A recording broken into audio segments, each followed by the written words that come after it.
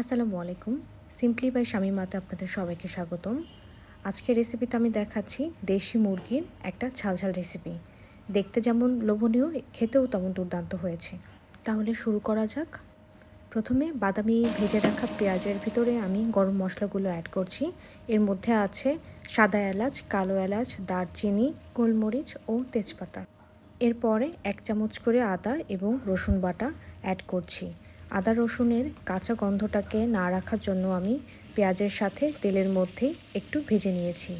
এর ভিতরের পানিটা যখন শুকিয়ে আসবে তখন আপনি বুঝতে পারবেন যে এটার কাঁচা গন্ধটা চলে গেছে। তারপর আমি বাকি মশলাগুলো অ্যাড করছি, যার মধ্যে আছে জিরে গুঁড়ো, ধনিয়া গুঁড়ো, মরিচের গুঁড়ো, হলুদ গুঁড়ো, লবণ এবং গরম মশলা। 1 কাপ পানি দিয়ে এটাকে একটু ভুনিয়ে নিচ্ছি। ঝোল থেকে তেলটা যখন উপরের দিকে উঠে আসবে তখন আমি মুরগির মাংস অ্যাড করছি।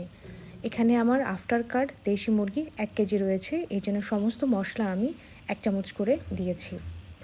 মুরগি রান্নার ফার্স্ট এবং মোস্ট ইম্পর্টেন্ট ট্রিক্স হচ্ছে মশলাটাকে ভালো মতো কষানো। আপনি যত সময় এবং ধৈর্য নিয়ে মশলাটা এবং মুরগিটা কষাবেন, আপনার তরকারি তত বেশি মজাদার হবে। মিনিট 10 কষানোর পরে যখন একটু পানি ছেড়ে দিবে মুরগি থেকে, তখন আমি এখানে 6 টেবিল চামচের মতো টক দই অ্যাড করছি।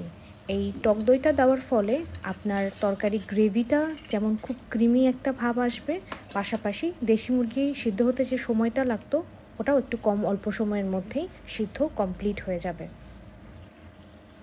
আরেকটু কষানোর জন্য আমি এটাকে ঢেকে দিয়েছিলাম। ঝোলটা একটু শুকিয়ে আসলে এর মধ্যে আগে থেকে কেটে রাখা ছোট আলু অ্যাড করে দিচ্ছি। এটা আপনাদের পুরোটাই রুচির উপরে, আপনি চাইলে অ্যাড করতে পারেন অথবা স্কিপ করতে পারেন। আলু এবং মুরগি আরেকটু কষানোর পরে আমি একটু দমে রেখে দিব। এরপরে 3 কাপের মতো পানি অ্যাড করে ফাইনাল সিদ্ধর জন্য মিনিট 20 আঁচে রেখে দিব। তো এই তো হয়ে গেল। 20 মিনিট পরে আমার মুরগিটা কমপ্লিটলি রেডি। খুবই মজাদার এই রেসিপিটি, বাসায় ট্রাই করুন। কেমন হয়েছে কমেন্ট বক্সে জানাবেন। Thanks for watching.